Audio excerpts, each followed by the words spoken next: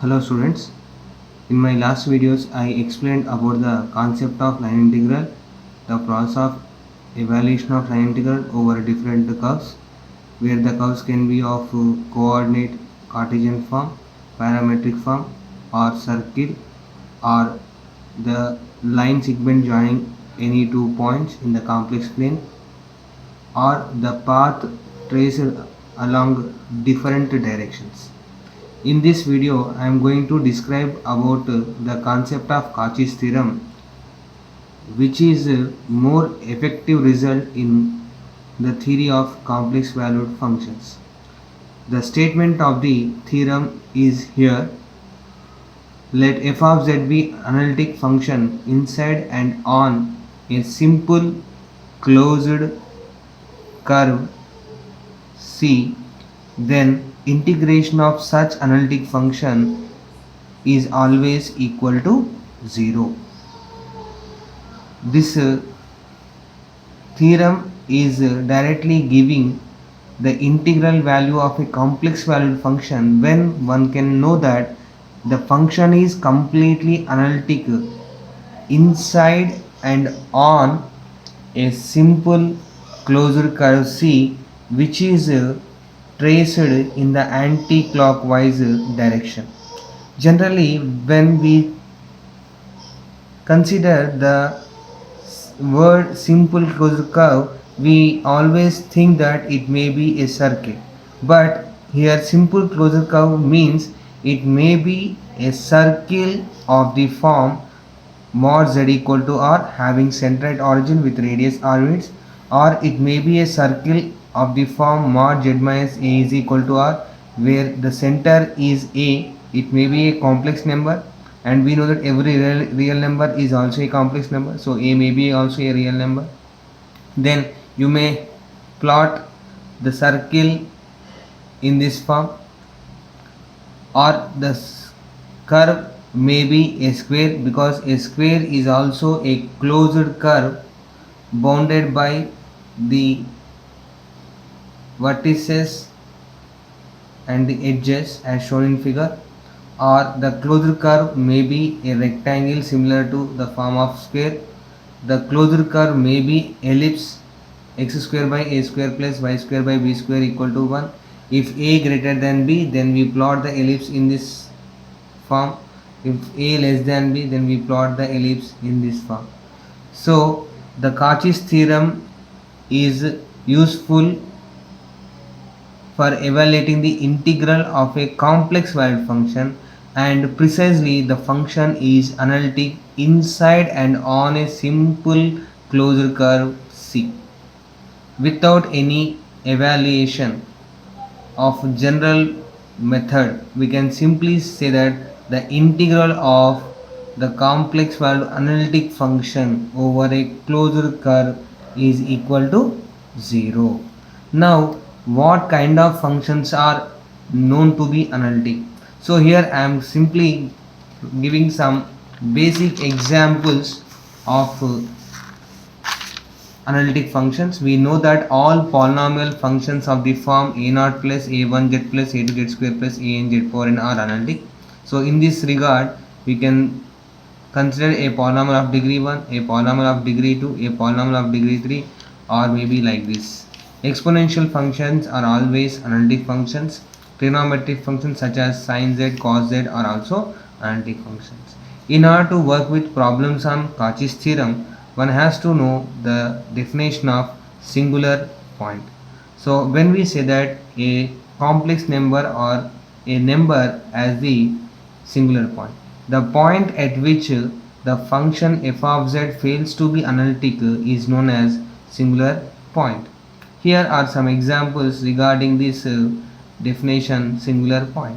F of z is equal to 1 by z. If you consider when z equal to 0, the value of the function tends to infinity. So the function is not properly defined at z equal to 0. So the function is not analytic at z equal to 0. Z equal to 0 is known as the singular point in this case. Suppose if the function f of z is of the form z by z plus 2 and equating the denominator to 0, you can see that z equal to minus 2.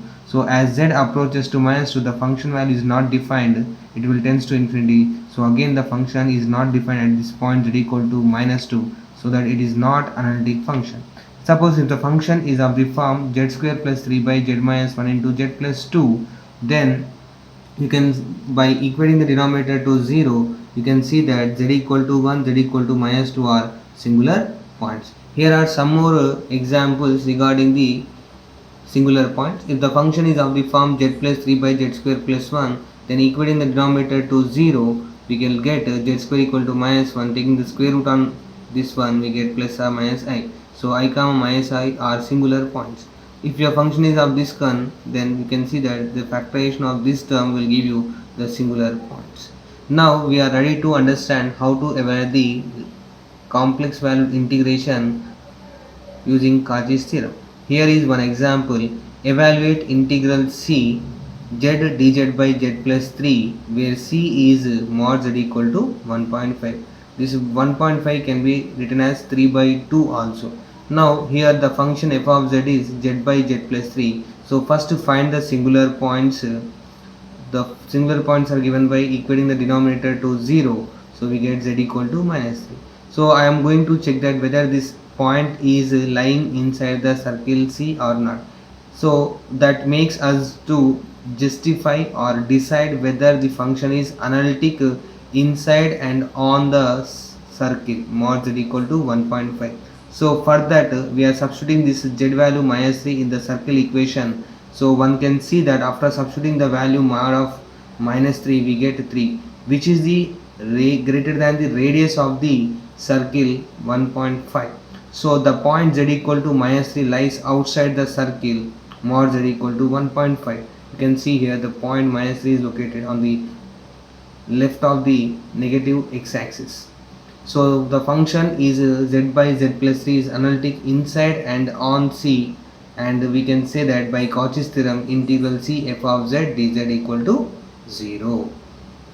Here, for better understanding this concept on Cauchy's theorem, here I am going to discuss one more example related to Cauchy's theorem.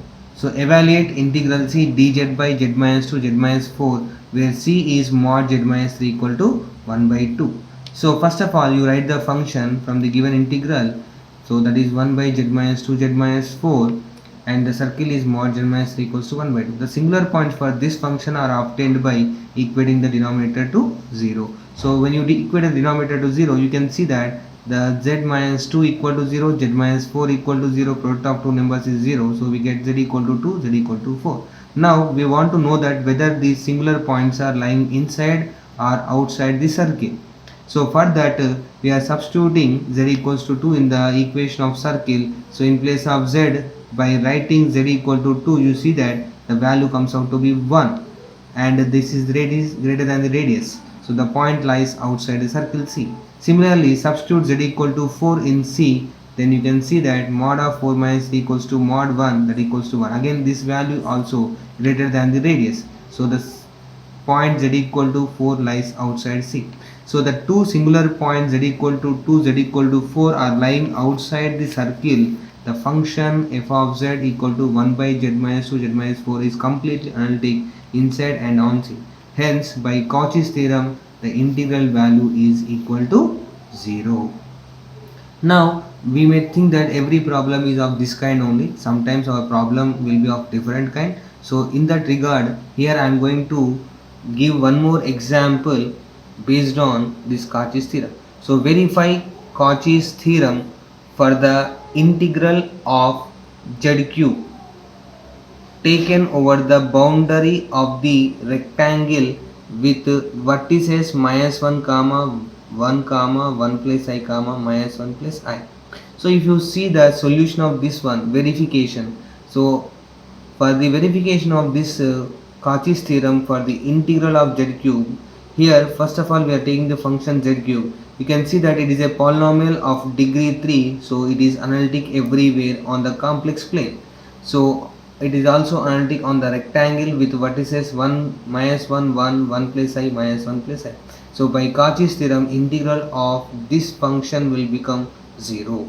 Now to verify Cauchy's theorem, one has to evaluate the line integral of this function over the rectangle with these vertices.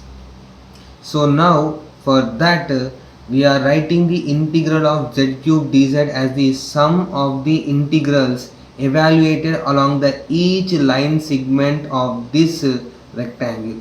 So here we are first writing our function f of z in the terms of x and y. So we are writing z place with x plus iy and taking a plus b whole cube formula. You can see that f of z in terms of xy can be written as x cube minus iy cube plus I 3x square y minus 3xy square. Now to evaluate the integral along each line segment of this rectangle, we are first considering the evaluation of line integral along this path, horizontal path on x-axis from D to A. So along DA we can observe that y value is 0 and x varies from -1 to 1. So keeping in this one in mind, we can evaluate this line integral, the process which is already discussed in the previous videos. So we are integrating that one between -1 to 1 limits by substituting y equal to 0 and the corresponding dy 0. So here after substituting dy 0 and y equal to 0, one can see that the integral value comes out to be -1 to 1 x cube dx, and it is an odd function. Integral minus a to a f of x dx for odd function will become 0. Now the second path that we are considering is a to b. Along this line segment a to b, which is a line parallel to y axis, this on this line you can observe that x coordinate is here 1, x coordinate is here 1, so x is equal to 1 is fixed and y varies from 0 to 1. So keeping in this mind, we are writing here x is equal to 1, dx is equal to 0, y varies from 0 to 1. Now evaluation of this integral z cube dz over ab gives here as y equal to 0 to 1 x cube minus iy cube plus 3x square y minus 3xy square dx plus I dy. In place of dx we are writing 0 and wherever x is there we are writing the value 1. So after writing 1 wherever x appears and dx as 0 and simplifying this integral, you can see this step, and integration of this step will give you this one. Substituting the upper limit 1 and lower limit 0 and simplifying and multiplying with the outer expression, the value comes out to be -5/4. Now we can see that along BC, that is the line horizontal which is parallel to x-axis. So along this line you can see that y value here 1, y value here 1, so y equal to 1 is fixed and the corresponding derivative dy is 0 and x varies from 1 to -1. So along BC the integral z cube dz can be written as integral x is equal to 1 to -1, the entire term z cube value in terms of x and y, dz value in terms of dx and dy, dx plus I dy. Substituting the value of y is equal to 1 and we can see that dy value also 0 here. So we can see that the integral once evaluated gives the value as 0. Here when you are substituting upper limit -1, lower limit 1 in this expression, that will be simplified as 2i plus of -2i and the value will become 0. Now we can see the integral along CD, which is the vertical line parallel to y-axis. So along this line you can observe that at C here x is equal to -1, at D x is equal to -1, so x equal to -1 fixed, as it is a constant the corresponding derivative dx will become 0 and y varies from 1 to 0 in this direction. So now again substituting x is equal to -1 and dx is equal to 0 and simplifying this integral, you can see that the integral value further simplified here, and after complete simplification the value will become 5/4. Now we are adding all the integrals so far obtained along DA, along AB, along BC, along CD, and this value is equal to 0. So earlier by Cauchy's theorem this integral is already 0, and by the process of line integral also the integral is 0. So this shows that Cauchy's theorem is verified. Now here I am showing some problems related to the concept that has been explained just now. So one can easily solve these problems using the previous examples explained in this lecture. I hope that you understood the concept of Cauchy's theorem and you may be ready to work with any kind of problems related to this Cauchy's theorem.